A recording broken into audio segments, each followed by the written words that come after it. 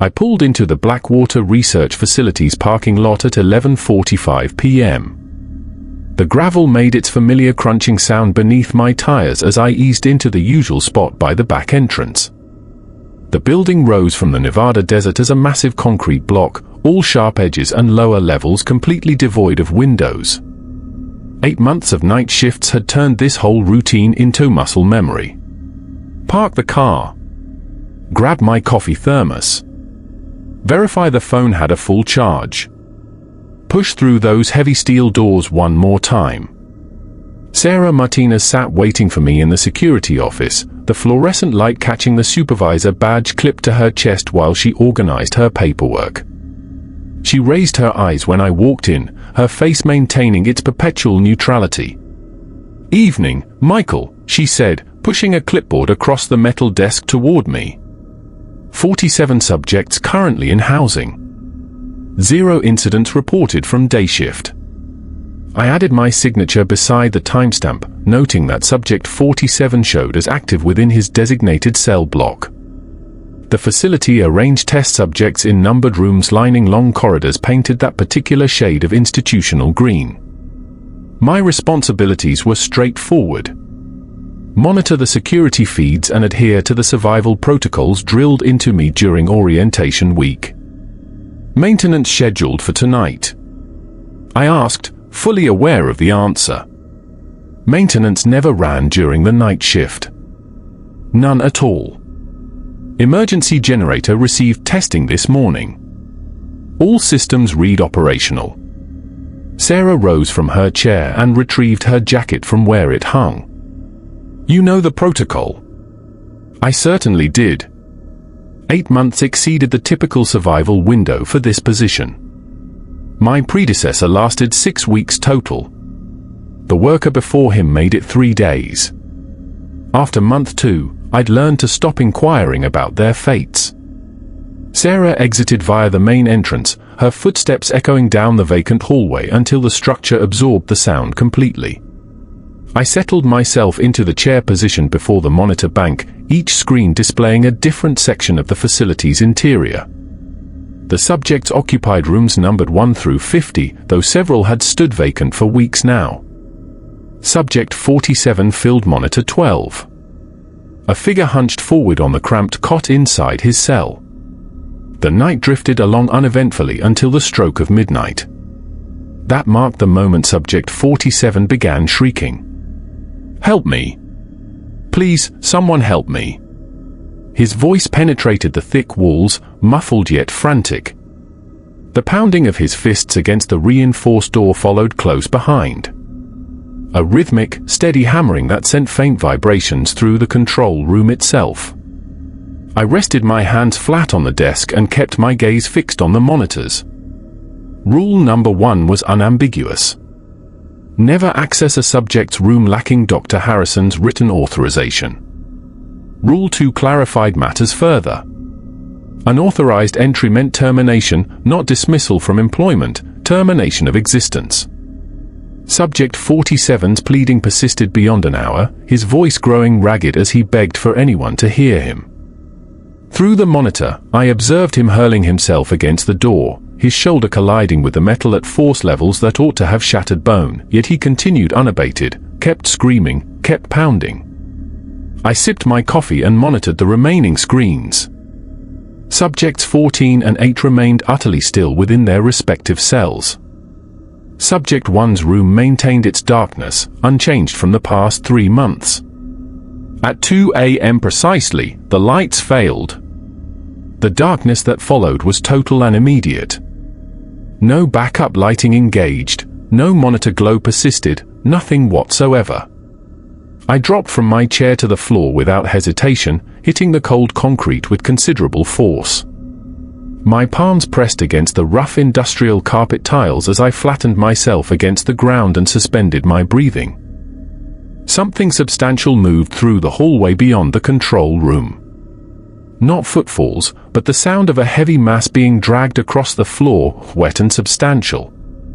The noise traveled past the door, continued down the corridor, then halted somewhere in the vicinity of the subject cells. Scratching sounds erupted from within the walls surrounding me.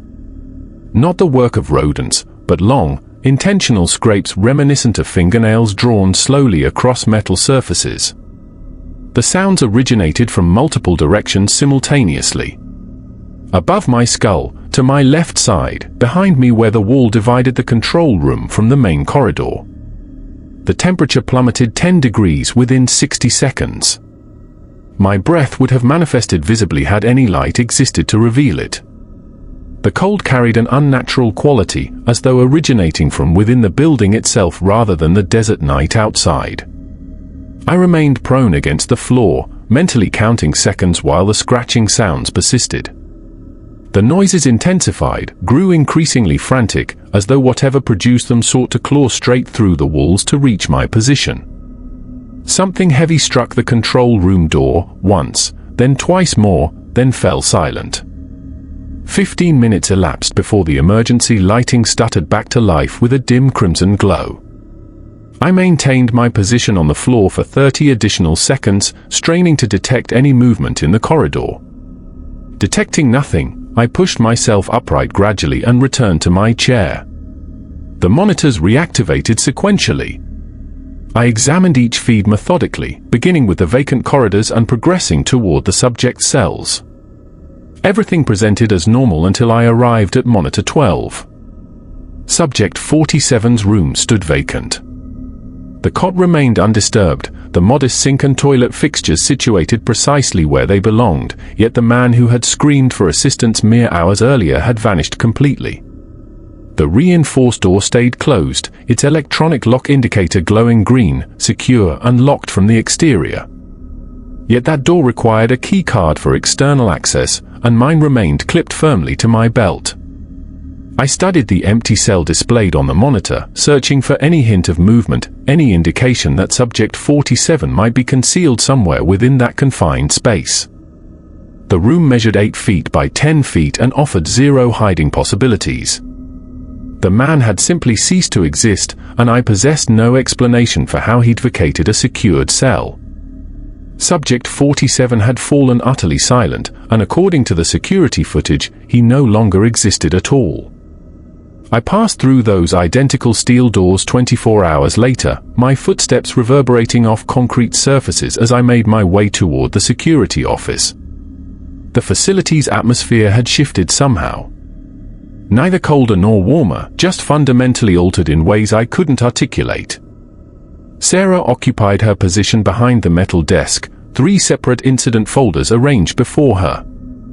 "We experienced certain complications during the night," she stated without lifting her gaze from the documents. Her pen traveled across one form, recording details I couldn't decipher from my vantage point. 3 subjects are unaccounted for from last night's count. She extended the clipboard toward me, and I examined the revised roster. Subjects 23, 31, and 47 all bore red ink notations, missing, status unknown. I signed beside the timestamp, though something twisted uncomfortably in my stomach upon seeing Subject 47's name struck through. The man who had screamed for assistance just 24 hours prior had now vanished alongside 2 others I'd never heard utter a sound. "Any theories regarding their whereabouts?" I asked, maintaining vocal neutrality. "The incident reports don't provide explanations," Sarah responded, gathering the folders into a tidy arrangement. 3 new subjects transferred in this afternoon to sustain facility capacity. Subjects 18, 24, and 35 now occupy the previously utilized cells. She rose and shrugged into her jacket.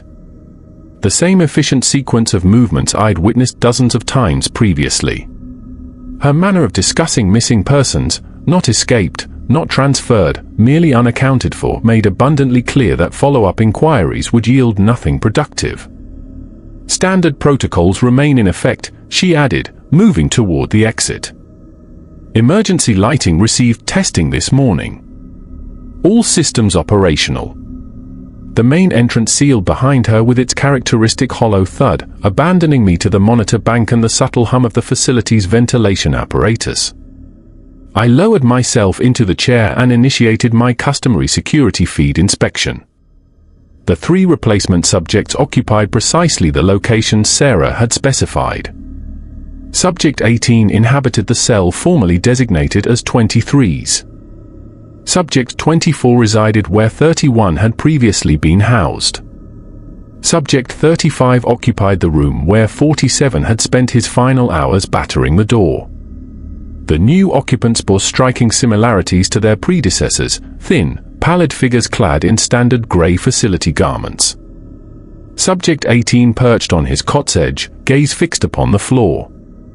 Subject 24 traced his confined pacing route, 3 strides wall to wall, pivot, repeat. Subject 35 lay supine with closed eyes, though his chest rose and fell with excessive rapidity for genuine sleep. I documented their positions and continued monitoring the remaining feeds. Subject 14 stayed within his cell, a motionless form beneath the standard issue blanket. Subject 8 sat cross-legged at his room's center, facing the camera directly.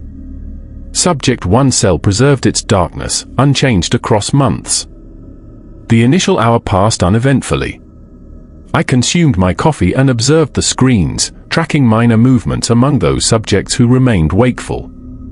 Subject 24 never interrupted his pacing routine, 3 strides, turn, 3 strides, turn. Subject 18 eventually reclined but maintained open eyes fixed upon the ceiling. Subject 35's respiration gradually decelerated to normal rhythm. At 2 a.m. with precision timing, a child began weeping. The sound emerged through the facility's PA system, a high, piercing wail that rebounded off every surface within the structure. This wasn't the frantic sobbing born of terror or agony. This represented the crying of a very young child, perhaps 3 or 4 years old, the variety that persists for hours during tantrums or night terrors.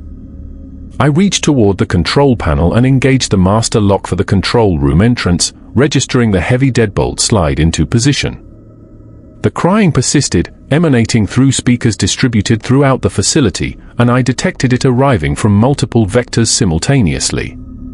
The sound appeared to traverse the building, sometimes intensifying from the left corridor, occasionally from the right, periodically directly overhead. I rose and moved briskly to the cramped restroom adjoining the control room, a confined space scarcely accommodating a toilet and sink that I'd never utilized during previous shifts. The door secured from within via a simple sliding bolt, and I activated my watch timer for precisely 10 minutes before settling onto the closed toilet seat. The crying amplified. It sounded as though the child navigated the corridors, the wailing growing more distinct while passing different facility sections. At moments it seemed to originate just beyond the control room walls. Other times it receded to the building's far reaches only to resurge moments afterward. I kept my eyes trained upon my watch, tracking each passing minute. The crying never ceased, never paused for inhalation, simply continued in that ceaseless loop that stirred an almost overwhelming urge to open the door and locate whoever produced such sounds. But I maintained my position, observing the second hand complete its circuit around the watch face. At the 10-minute threshold, my alarm emitted a single beep. The crying terminated instantly, severing mid-sob as though someone had thrown a switch. I waited 30 additional seconds before retracting the bolt and opening the restroom door. The control room appeared precisely as I'd left it. Monitors still illuminated, coffee cup still positioned beside the keyboard. I returned to my chair and sat, examining each screen to confirm all subjects remained accounted for. That was the moment I observed Subject 14 standing directly outside the control room's primary window. The reinforced glass separating the control room from the corridor possessed sufficient thickness to stop bullets, yet Subject 14 stood near enough that I could perceive him with perfect clarity. He faced the cameras squarely, and I could discern that his eyes had gone entirely black. No iris remained, no pupil, merely solid darkness that caught the monitor light's reflection. I kept my hand steady on the desk and continued assessing the remaining screens, compelling myself to adhere to standard routine. Subject 24 had abandoned his pacing and now stood confronting his cell door. Subject 18 sat bolt upright on his cot, likewise oriented toward his door. Subject 35 remained recumbent, though his eyes had opened and fixed upon the ceiling. When I concluded my examination of all feeds, Subject 14 remained present. He pressed his countenance against the glass, those black eyes never blinking, never wavering from the camera ray.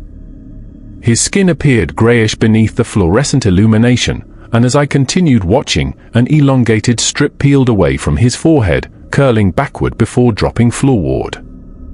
I concentrated on the other monitors, recording the positions and activities of the remaining subjects. Additional strips of skin detached from Subject 14's face and hands, exposing patches beneath that didn't precisely resemble muscle or bone, merely raw tissue that ought to have bled profusely but remained dry. He maintained his palms flattened against the glass, and dark stains commenced spreading outward from beneath his hands. The minutes crawled past. Subject 14 never altered his position, never interrupted his direct stare toward the camera, while his face continued its deterioration, skin sloughing away until half his cranium lay visible. Yet he stayed utterly motionless, as though awaiting some specific occurrence. I completed my hourly documentation, verified emergency systems, and monitored the remaining subjects. All standard activities, all components of normal protocol, while Subject 14 remained stationed outside the window. The dark stains beneath his hands expanded, spreading across the glass surface in configurations that appeared nearly intentional. Around 4 a.m., I recognized that the stains constituted handprints, not smears or random markings, but distinct impressions of palms and fingers pressed against the glass. The blood, because that's unquestionably what it had to be, now obscured more of the window, partially blocking my view into the corridor beyond.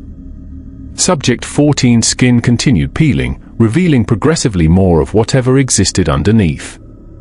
His mouth never parted, never produced any sound, yet those black eyes maintained their lock upon the camera. I could sense him observing me. Even when I turned to inspect other monitors or make entries in the logbook, I felt his unwavering attention, as though he possessed the patience to remain there indefinitely. I drank my coffee and anticipated 6 a.m. Sarah's footsteps approached down the corridor at precisely the expected moment, her heels producing their familiar clicking rhythm against the flooring. I registered her keycard's beep at the main entrance, followed by the sound of the heavy door opening and sealing once more. She progressed at her customary pace, identical to every previous morning. When I glanced back toward the main window, Subject 14 had vanished. The bloody handprints persisted on the glass surface, dark crimson against the reinforced barrier. 5 distinct palm impressions accompanied by finger outlines spread across the window in an arrangement suggesting he'd pressed varying portions of his hands against it throughout the night hours. Yet the corridor beyond stood empty, offering zero indication that anyone had occupied that position for the preceding 4 hours. Sarah materialized at the control room door, keycard at ready. I released the deadbolt and granted her entry, stepping aside as she entered and assumed her habitual station behind the desk. Any incidents during the night, she inquired, extracting her paperwork. I passed her the logbook wherein I documented the locations and activities of all active subjects throughout my shift. All subjects accounted for and contained, I stated. She glanced toward the bloody handprints adorning the window, then returned her attention to her documentation. Maintenance will address that during day shift, she noted, adding a notation to one of her forms. I collected my belongings and moved toward the exit, abandoning Sarah to commence her own methodical monitor inspection. The corridor felt ordinary once more, merely sterile concrete and fluorescent lighting, bearing no trace of the figure who had devoted hours to observing me through the glass.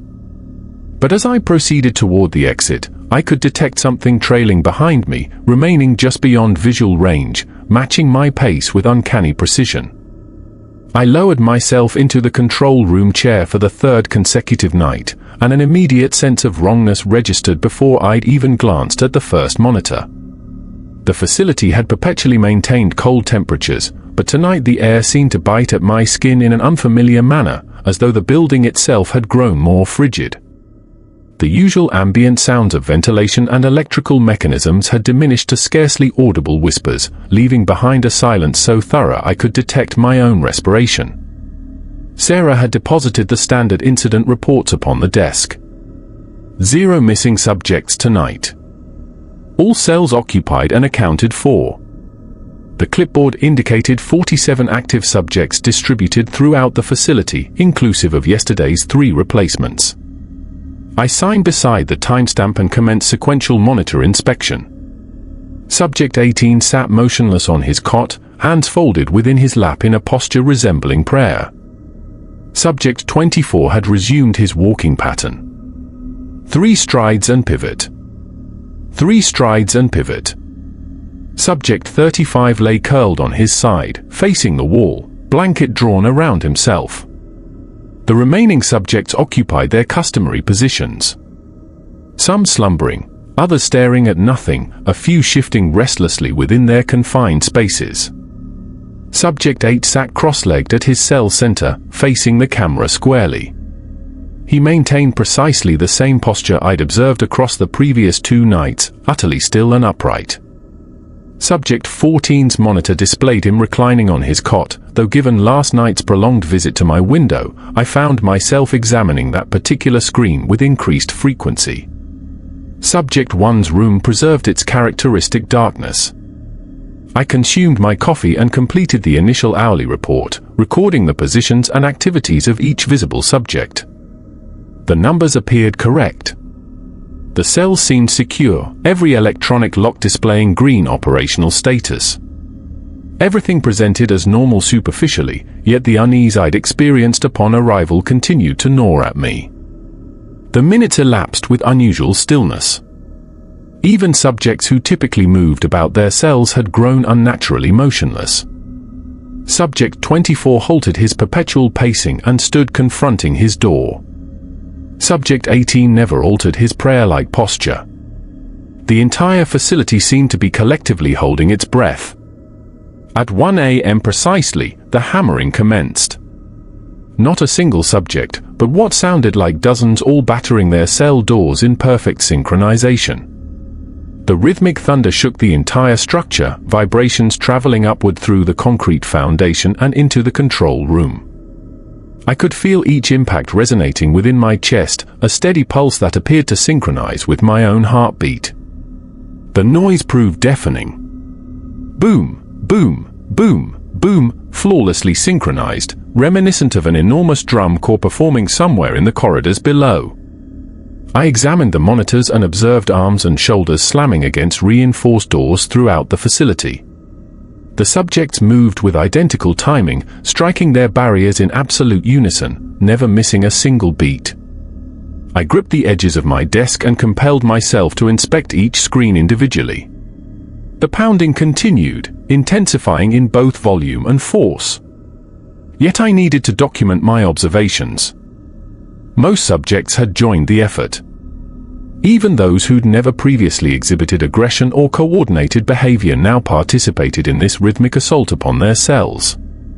That was when I spotted Subject 8 on Monitor 15, which displayed the main corridor outside the control room. He occupied the ceiling, not standing upon something or suspended from a fixture, but crawling upside down across the concrete surface as though gravity had reversed itself exclusively for his benefit.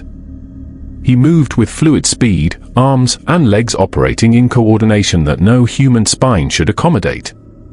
He advanced toward the control room rapidly, his body contorting in ways that unsettled my stomach. I observed his approach on the monitor while the synchronized hammering persisted throughout the facility. Subject 8 reached the ceiling section position directly above the control room and halted, situating himself precisely over my seated location. His arms and legs splayed wide against the concrete, fingers and toes somehow adhering to the smooth overhead surface. Heavy knocking struck the control room's primary door. 3 sharp impacts, pause, 3 additional impacts. The pattern repeated continuously while the door trembled within its frame. This knocking differed from the subject's cell door pounding. This originated from something employing knuckles against metal, deliberate and controlled. Michael. Michael! It's David! David Chen. The voice filtered through the thick door, muffled yet unmistakably recognizable. I need you to open up, man. Something's wrong with the locks. I maintained my hands flat upon the desk and my eyes fixed on the monitors. David Chen had been missing for 2 weeks. Whatever spoke outside my door was not David Chen. Come on, Michael. I know you're in there. The voice persisted, replicating David's slightly nasal intonation and precise pronunciation with disturbing accuracy. The subjects got out somehow. We need to coordinate a lockdown. The hammering from the cell doors never faltered, sustaining its thunderous cadence while David's voice pleaded from beyond the control room. On monitor 15, Subject 8 remained frozen upon the ceiling, positioned directly overhead like an arachnid awaiting prey to venture beneath its web. Michael, please. I've been attempting to return to the control room for hours. Some of them are loose in the corridors. The knocking resumed with increased urgency. You have to let me in. We need to contact Dr. Harrison. I consulted my watch. 1:17 a.m. The subject's hammering had persisted for 17 minutes without interruption, their synchronized pounding causing the coffee in my cup to ripple with each impact. The voice claiming David's identity sounded progressively desperate. Yet I knew David was deceased. Whatever spoke his words outside my door had acquired them from some alternative source. I can observe the monitors from out here, the voice continued, shifting approach. Subject 8 is missing from his cell. He's dangerous, Michael. You need backup? Subject 8 was not missing from his cell. He hung inverted from the ceiling 6 feet above my head, and I could observe him clearly on the monitor. As I watched, something small and dark descended from his position, striking the corridor floor with a wet splat. Then another fragment dropped, and another, flesh. He was shedding pieces of flesh onto the floor below. The chunks began modestly, perhaps quarter-sized, but as minutes accumulated, they grew larger. I could perceive them accumulating on the corridor floor beneath him, dark, irregular forms glistening beneath the fluorescent lighting. Subject 8 never altered his position. Never glanced downward at what he released. Merely maintained his inverted station while portions of himself fell away. Michael, I'm injured. David's voice continued. I require medical attention. You possess the emergency protocols. The authentic David Chen had known the emergency protocols. He'd undergone identical training, absorbed the same regulations, outlasted most night shift personnel. But the genuine David Chen had vanished. And whatever employed his voice failed to grasp that acknowledging its existence constituted immediate termination. I completed my 2 a.m. report while the cacophony continued around me. Synchronized hammering from dozens of subjects, desperate entreaties from the entity claiming David's identity, and the steady precipitation of flesh descending from Subject 8's ceiling position. The sounds rendered concentration nearly impossible, yet I transcribed everything visible on the monitors.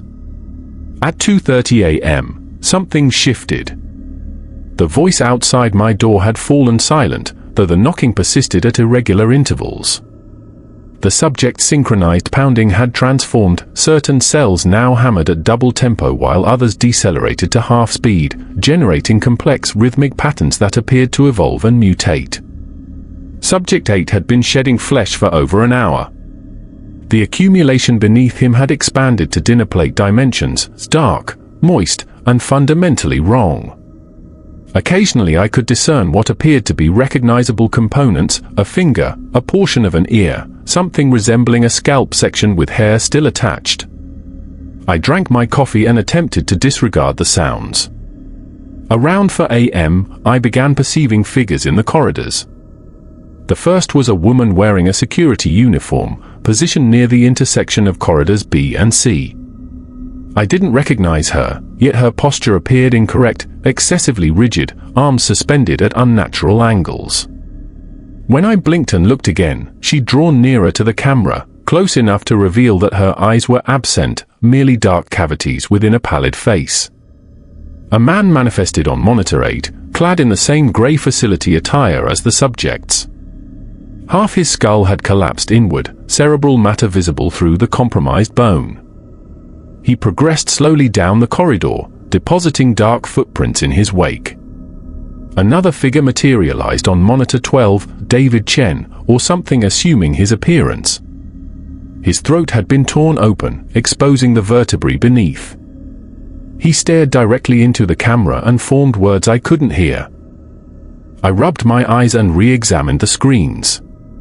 The figures remained present, more numerous now, traversing corridors that ought to have stood empty. Men and women in various uniforms, all bearing horrific injuries, all moving with that identical unnatural rigidity. Some lacked limbs, others displayed massive trauma to heads or torsos, yet all continued walking, continued appearing across different monitors throughout the facility. My predecessors, night shift workers who had occupied this very chair, observed these exact monitors, adhered to these same protocols. Now they roamed the corridors with lifeless eyes and ruined bodies, and I could perceive every detail of their deaths. The eyeless woman reached the control room window and pressed her face against the glass, empty socket staring directly toward me. David's corpse joined her, followed by a man whose chest had been cleaved open vertically from top to bottom. Additional figures crowded against the window exterior, pressing against the reinforced glass with their wounds prominently displayed. I continued checking the remaining monitors, documenting my observations. The hallucinations were manifesting more frequently, with greater detail, more convincingly. Deceased colleagues appeared and vanished across screens throughout the facility, sometimes solitary, occasionally clustered, invariably displaying evidence of violent death. 8 hours. That was the rule I'd forgotten until this moment. If hallucinations persisted beyond 8 hours, permanent psychological damage resulted. I'd worked 3 consecutive nights, endured progressively severe supernatural encounters, and now my mind conjured deceased individuals to populate empty corridors. I had violated the rule. I'd surpassed the point of recovery. The subjects maintained their rhythmic pounding, though the sound seemed increasingly distant. Subject 8 remained suspended from the ceiling, still shedding fragments of himself onto the floor. The voice claiming David's identity had returned, pleading for entry with mounting desperation. Yet the deceased faces pressed against my window commanded the majority of my attention, their vacant eyes and devastated features mere inches from my seated position. I completed my 4 a.m. report, documenting active subject positions while endeavoring to disregard the congregation of corpses observing my work. My handwriting appeared reasonably steady, though maintaining straight lines required deliberate focus. The deceased produced no sound when pressing against the glass. They merely stared with whatever eyes remained to them. Time thereafter behaved strangely. Some intervals seemed to span hours within minutes. During other moments, individual seconds stretched toward infinity. The faces beyond the window shifted positions, fresh injuries becoming apparent as they turned and adjusted. I observed bullet wounds, knife lacerations, deep gouges suggestive of animal attacks. The facility had terminated numerous night shift workers across the preceding 3 years. I wondered which injury would ultimately claim me. The hammering from the subject cells finally subsided sometime prior to dawn, leaving only occasional knocking from the corridor and the soft splat of descending flesh. Subject 8 had released so much of himself that the accumulation beneath him resembled ground meat, dark red and formless. The hallucinations of deceased workers diminished in frequency, though they never fully dissipated. Sarah's footsteps became audible down the corridor at precisely 6 a.m., her heels producing their familiar clicking against concrete. I registered her key card beep at the main entrance, followed by the heavy doors opening and closing. I attempted to pivot toward the door upon her approach, yet my body refused proper response. My hands remained flattened on the desk. My eyes stayed locked upon the monitors. My breathing continued in shallow automatic cycles. Control felt distant, as though I observed someone else's body from within. Sarah's voice emerged from somewhere behind me, but the words reached me muffled and distorted, as though transmitted through water. I could perceive her reflection across the monitor screens, standing in the doorway clutching her paperwork, yet I couldn't compel myself to turn and face her. The deceased figures still pressed against the window, their wounds appearing fresh and moist. Subject 8 hung motionless from the ceiling, encircled by his own remains. The monitors displayed vacant corridors and tranquil cells, though I understood that reality differed from what cameras captured. Sarah's voice intensified with urgency, yet the words remained incomprehensible. My vision contracted to the monitors, then to individual screens, then to small segments of each display. The world diminished around me until only fragments endured. A corner of Subject 1's darkened cell. The edge of Subject 8's flesh accumulation. The reflection of fluorescent illumination within pooled blood. I sat utterly motionless, awaiting instruction on what to do next. The fluorescent lighting in Dr. Harrison's office assaulted my eyes following 2 days spent in my apartment with curtains drawn tight. 48 hours designated as medical leave, which in practice meant attempting to persuade myself that the deceased faces pressed against the control room window had constituted hallucinations. The official documentation Sarah had presented when I finally responded to her inquiry cited acute stress reaction as justification for temporary suspension. Dr. Harrison occupied a position behind a mahogany desk that appeared expensive and incongruous within a structure constructed entirely from concrete and steel. His office claimed a corner of the administrative wing I'd never previously visited, complete with genuine windows revealing the Nevada desert extending toward distant mountain ranges. After months confined to monitor observation within a windowless chamber, natural light overwhelmed my vision. "Please sit down, Michael." He gestured toward a leather chair positioned opposite his desk. His voice maintained that measured quality I recalled from my initial hiring interview 8 months prior, professional and composed in a manner implying he'd conducted this conversation numerous times before. I settled into the chair and registered how tranquil this building section felt compared to the corridors I habitually traversed.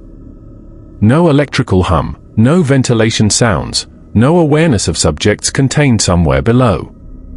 Merely the soft whisper of climate control and distant highway traffic. Dr. Harrison opened a substantial file folder and distributed several documents across his desk surface.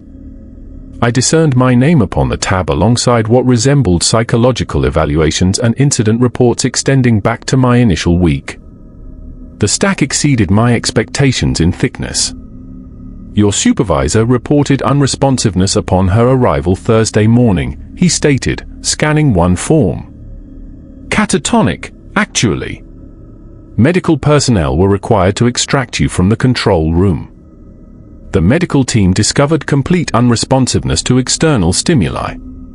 Dr. Harrison continued, "Elevated pulse, dilated pupils, yet zero physical injuries. Classic presentation of severe psychological trauma."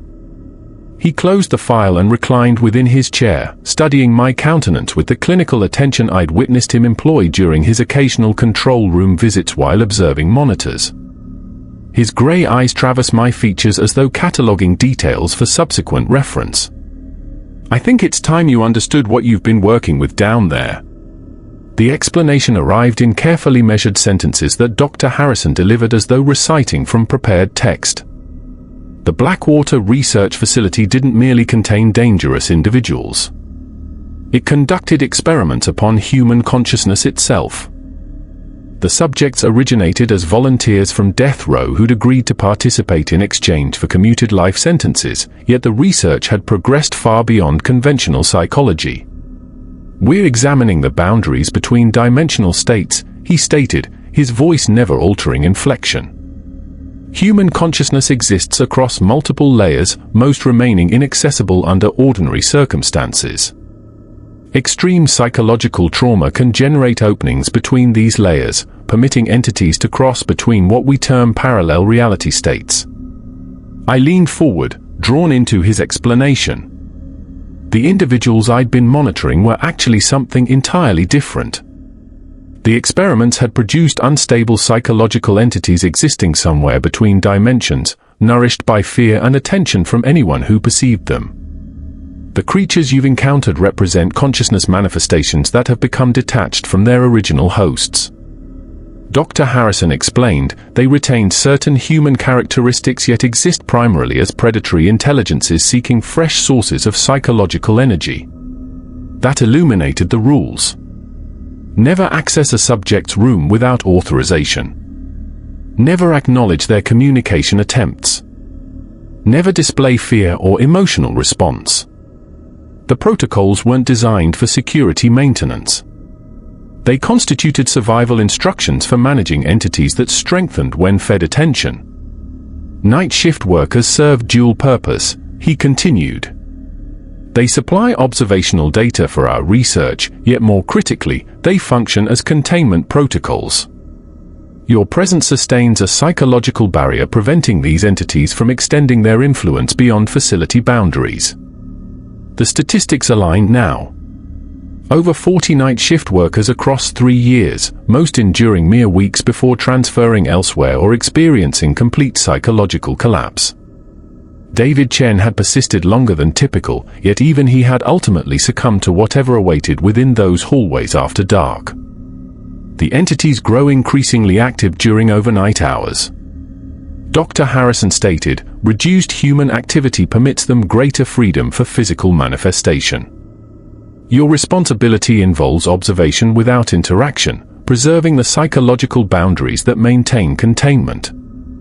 I contemplated Subject 8 traversing the ceiling with inhuman fluidity, shedding flesh while suspended inverted.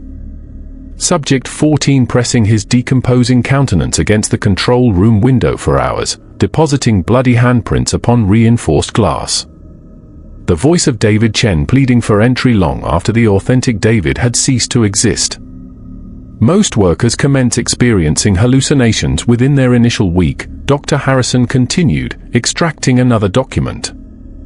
Auditory phenomena, visual distortions, false memories. The entities probe for psychological vulnerabilities, seeking to establish connections enabling more effective feeding. The deceased faces I'd observed pressed against the window weren't fabrications. They were authentic representations displaying what befell workers who failed to maintain barriers. The facility had been terminating night shift personnel for 3 years. Not through accidents, but through exposure to creatures humanity wasn't designed to comprehend. Your psychological profile indicates atypical resistance to standard deterioration patterns, Dr. Harrison observed, tapping the folder with his pen. Most workers demonstrate significant deterioration within 72 hours. You've sustained functionality for 8 months. He rose and approached the window, gazing outward at the desert surrounding the facility. From his office perspective, the building likely resembled merely another research installation amid Nevada's emptiness. No indication of what resided in the levels beneath. However, your recent episode suggests you're approaching safe exposure limits, he stated without turning. Continued night shift assignment will likely produce permanent psychological damage, complete dissociation from reality, followed by catatonia and eventual death. I recognized what he offered before articulation. Day shift transfer, comprehensive benefits, opportunity to escape the creatures and horror and regulations that preserved my existence 8 hours per interval. Conventional work alongside conventional people addressing conventional problems devoid of dimensional entities. The prudent choice appeared obvious. Accept transfer. Relocate to different department. Pretend the preceding 8 months constituted some protracted nightmare. Forget Subject 1's darkened cell and Subject 8's ceiling traversal and the synchronized hammering that convulsed the entire structure. Return to a reality where deceased colleagues didn't congregate beyond windows exhibiting their mortal injuries. I want to return tonight, I said. Dr. Harrison pivoted from the window, his expression shifting from clinical detachment toward something approximating surprise. He returned to his desk and sat, examining my features with renewed interest. I'm offering transfer to day shift supervisory position, he articulated slowly. Full compensation, standard hours, zero exposure to experimental subjects. You comprehend what continuing night shift assignment signifies. I comprehended completely. Additional monsters, intensified manifestations, psychological deterioration that would eventually render me brain dead or genuinely deceased. The intelligent decision involved departure, accepting transfer, spending remaining career within normal office performing normal functions. Yet seated within Dr. Harrison's illuminated office with its windows and refined furnishings, I experienced displacement. The comfort and security felt artificial, as though I visited another person's existence rather than reclaiming my own. The creatures and regulations and perpetual mortality threat had grown more authentic than anything within conventional reality. The night shift requires coverage, I stated. Someone must monitor the subjects. Dr. Harrison nodded slowly, as though my response confirmed some pre-existing suspicion. He retrieved a form and commenced completion with his pen. "Very well," he said. "You'll report tonight at your regular hour. Sarah will brief you regarding any protocol modifications during your absence." I rose to depart, yet he continued writing without lifting his gaze. "Michael," he said as I reached the doorway, "the entities you'll encounter tonight will demonstrate greater strength than previously. Your 2-day absence has permitted consolidation of their manifestations. The coming 8 hours will likely determine whether you survive the experience intact." I rotated the handle and stepped into the corridor, abandoning Dr. Harrison's office behind me. The administrative wing seemed an entirely separate building, pristine and illuminated and devoid of the oppressive atmosphere permeating subject housing areas. Yet as I proceeded toward the main entrance, I detected something drawing me back toward the levels below. The creatures awaited my return, and I advanced directly toward them, fully cognizant of their nature and capabilities.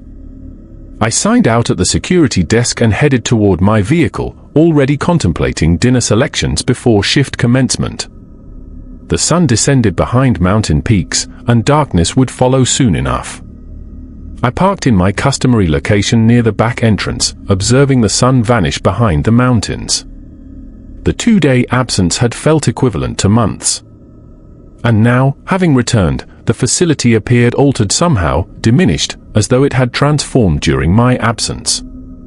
The concrete walls seemed darker against the desert night, and isolation enveloped me the moment I arrived. Sarah waited within the security office alongside a single clipboard rather than her characteristic stack of incident reports. The desk appeared nearly barren compared to previous nights. Merely basic monitoring apparatus and one slender folder designated with red tape.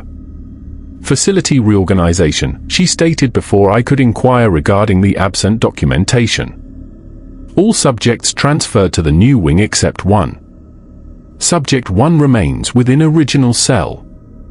She extended the clipboard, which displayed a count of 1 rather than the customary 47. "Solely Subject 1 confined within Room 1, designated active in that identical red ink previously employed to denote missing subjects on prior nights. The remainder of the roster stood vacant. Row upon row of empty cells, no names, no numbers, no status designations." "New wing?" I asked, though I'd never encountered mention of expansion construction. "Opened yesterday during your medical leave. Superior containment protocols, enhanced observation equipment. Subject 1 proved immovable due to confinement duration. 3 years. Dr. Harrison had indicated that Subject 1 constituted the initial experimental volunteer, housed here since facility inauguration. Whatever had transpired during those years rendered relocation impossible, abandoning him solitary within a structure designed to accommodate dozens. Sarah retrieved her jacket and moved toward the exit, pausing at the threshold. "Michael, standard protocols remain operative. Continue observation. Document any alterations. Never acknowledge direct communication attempts." Following her departure, I settled behind the monitor array and commenced routine inspection. Most screens revealed vacant hallways illuminated by fluorescent fixtures, pristine and deserted. The subject cells all stood empty, their doors open to expose bare cots and fundamental amenities. Only monitor 1 displayed anything distinctive.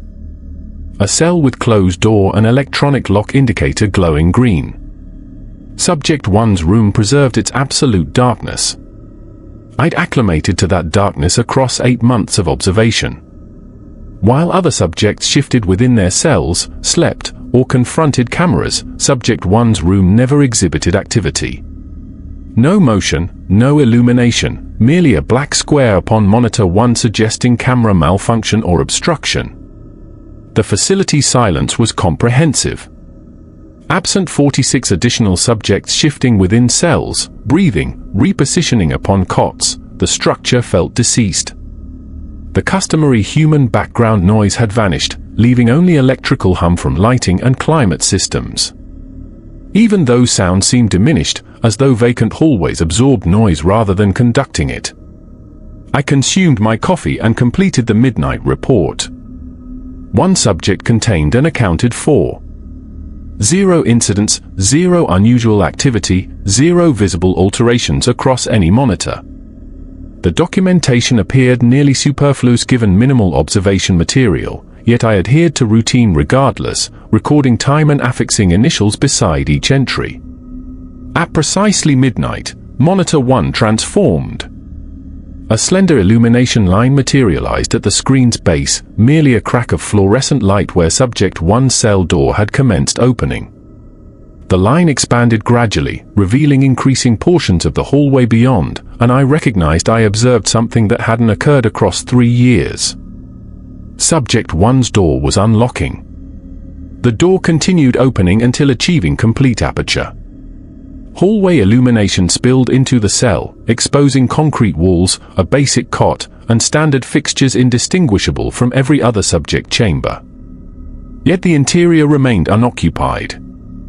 The cell appeared vacant, identical to dozens distributed throughout the facility. Then I detected movement upon monitor 3, which displayed the primary hallway approaching the control room. A figure progressed slowly down the corridor, taking measured strides that seemed recognizable. As it drew nearer to the camera, additional details became discernible. Gray facility uniform, dark hair, height and build precisely matching my own. When the figure gazed directly toward the camera, I confronted my own face. Not similar characteristics or approximate resemblance, but exact duplication. Identical bone structure, identical tired eyes underscored by dark circles. Identical slightly disheveled hair I never bothered styling properly. The figure even exhibited that same expression of weary resignation I'd grown accustomed to encountering in bathroom mirrors. It continued advancing toward the control room, and I tracked its progression across multiple monitors. Its movement appeared entirely natural. No mechanical rigidity or unnatural coordination comparable to other entities I'd witnessed. Merely ordinary human ambulation, arms swinging with appropriate cadence, posture mirroring my habit of leaning slightly forward while navigating hallways. Long night ahead, the figure stated, its voice carrying clearly through the facility's audio system. My voice. Identical tone, identical slight hoarseness from excessive coffee consumption and insufficient hydration. Identical pronunciation and rhythm I'd been hearing within my own skull for 32 years. The words originated from Monitor 3's audio pickup, yet they might as well have emerged from my own throat. The figure halted at Monitor 7's position and gazed directly toward the camera again. Its countenance displayed every detail familiar from my mirror. Small scar above left eyebrow from childhood. Slightly crooked nose from secondary school altercation. Faint lines around eyes from 8 months of night shifts. Remember when you were 7 and your mother discovered you conversing with the empty bedroom? It inquired conversationally. She presumed an imaginary companion, yet you were actually perceiving your deceased grandfather. You never disclosed this because she would have dispatched you to therapy. I maintained my hands flat upon the desk and my eyes fixed upon monitors. The entity accessed memories I'd never shared with anyone, intimate details existing exclusively within my consciousness. My mother had discovered me engaged in conversation with vacant air, yet I persuaded her I merely pretended. The reality regarding witnessing my grandfather's spectre was something I'd buried so profoundly I'd nearly forgotten it myself. Or the occasion at 15 when you discovered that injured bird behind the garage. The figure continued, now on monitor 9, nearer to the control room. You terminated its suffering with a hammer, and you derived satisfaction from the act. Not merely the mercy, but the power, the dominion over life and death. My stomach churned. That memory constituted one I'd never acknowledged to anyone, scarcely admitted to myself. The bird had suffered, and concluding its agony represented correct action. Yet the gratification I'd experienced, the fleeting sensation of potency and decisiveness that I'd endeavored to forget entirely. The figure reached the corridor outside the control room and halted before the reinforced window. When it peered through the glass, I confronted myself from the opposite side. Precisely equivalent to regarding a mirror, except for the substantial barrier separating us. You return tonight because conventional existence no longer functions for you, it stated, voice slightly muted by the glass. Dr. Harrison offered safety, and you selected horror instead. You belong here among the creatures and regulations and perpetual mortality threat. It spoke truth. Occupying Dr. Harrison's office had felt erroneous, artificial, as though I pretended to be someone other than myself. The ordinary world with its ordinary problems and ordinary inhabitants had become foreign terrain. This location with its entities and psychological torment felt more authentic than anywhere else. It approached the control room door and tested the handle. Discovering it unlocked, it opened slowly and stepped within. I remained motionless in my chair as my duplicate traversed the compact space and seated itself in the opposite chair. It maintained unwavering eye contact, never blinking, examining my features with the same clinical attention Dr. Harrison employed during evaluations. You comprehend what I am? It stated calmly. I did comprehend. This represented the initial experimental volunteer who devoted 3 years absorbing the dimensional research conducted within this facility. It had nourished itself upon the consciousness of 47 night shift workers, extracting from their fears and memories until achieving perfect human replication. Now it fed upon me, accessing my thoughts and experiences to fabricate an exact duplicate. Your childhood residence featured blue shutters and a defective gate latch. It continued, your initial girlfriend was named Rachel, and you surrendered virginity to her within your parents' basement during their church attendance. You've never disclosed to anyone the dreams wherein you terminate individuals with bare hands. Every detail proved accurate. Extracted from memories I'd never verbalized to any person. The entity delved progressively deeper into my psyche, retrieving information no one besides myself should possess. With each revelation, it grew increasingly convincing, more complete in its replication of my identity. You fear drowning because you nearly perished in a swimming pool at age 9, it stated, leaning forward. Yet you fear being forgotten more profoundly.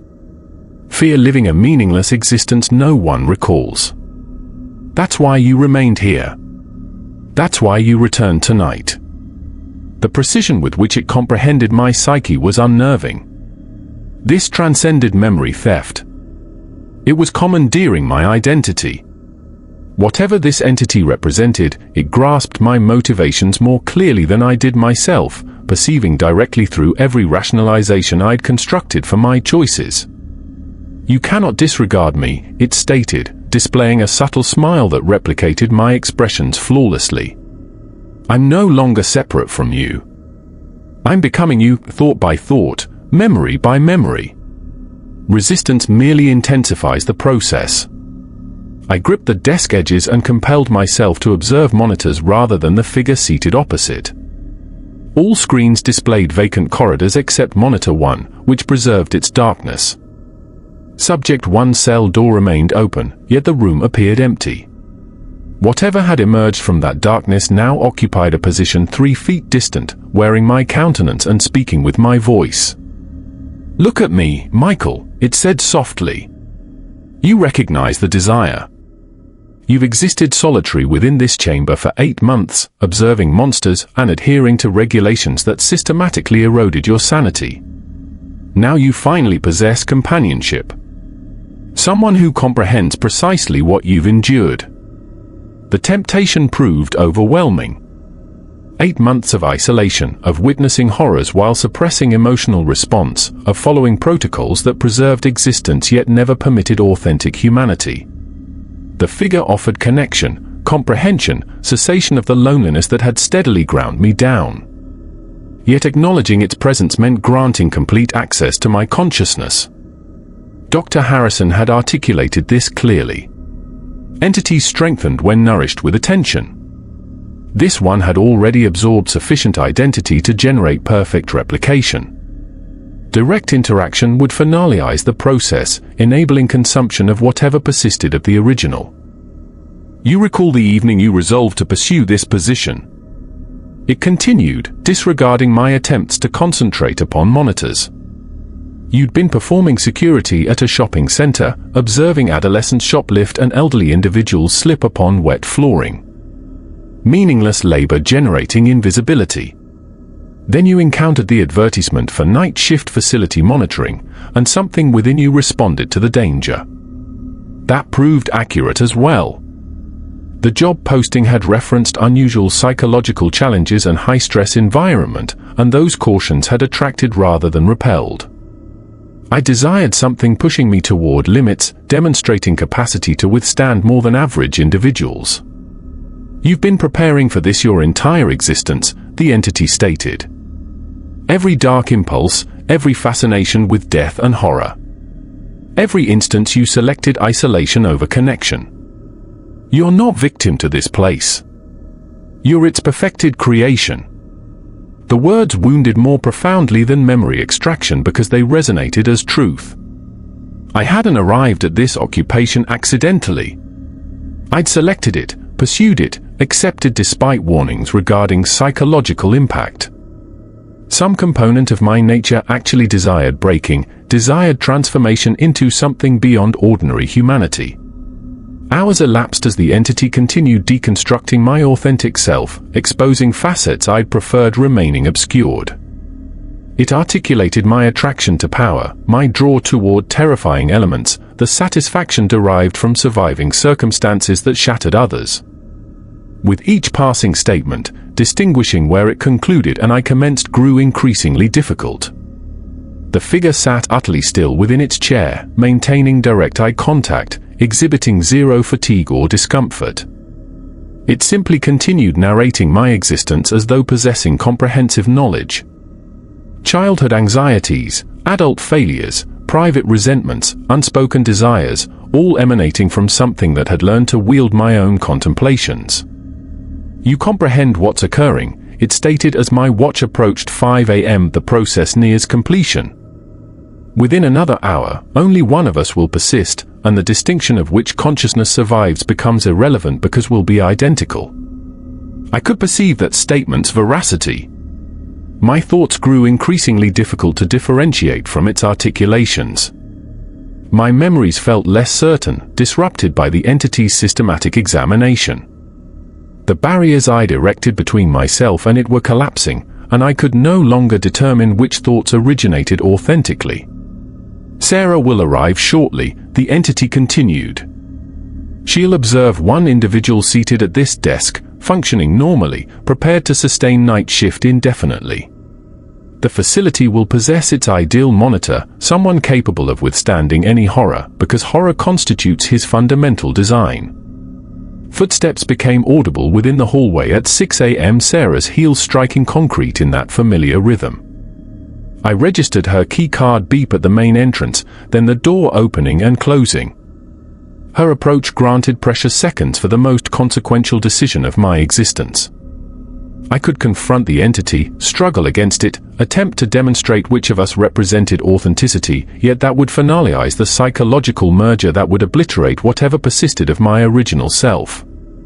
Alternatively, I could maintain silence, adhere to protocols, and hope emotional suppression might preserve some fragment of my former identity.